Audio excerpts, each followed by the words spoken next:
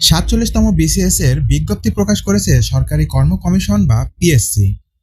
এই বিসিএস এ বিভিন্ন ক্যাডারে ৩,৪৮৭ জনকে নিয়োগ দেওয়া হবে। এছাড়া নন ক্যাডারে নিয়োগ দেওয়া হবে ২০১ জন। অনলাইনে আবেদন প্রক্রিয়া শুরু হবে ১০ ডিসেম্বর থেকে, চলবে ৩১ ডিসেম্বর ২০২৪ পর্যন্ত। বিজ্ঞপ্তিতে বলা হয়েছে ৪৭তম বিসিএস থেকে মোট ৩,৬৮৮ জনকে নিয়োগ দেওয়া হবে। এই বিসিএস এ কিছু নতুন পদ যুক্ত হয়েছে। ২৯ পৃষ্ঠার বিজ্ঞপ্তিতে ক্যাডার ও নন ক্যাডার ভিত্তিক পদের তালিকা ও সংখ্যা, আবেদনের প্রক্রিয়া, যোগ্যতা, ফর্ম পূরণের নিয়ম ও দরকারি নির্দেশনা দেওয়া হয়েছে। আবেদনের ন্যূনতম শিক্ষাগত যোগ্যতা স্নাতক।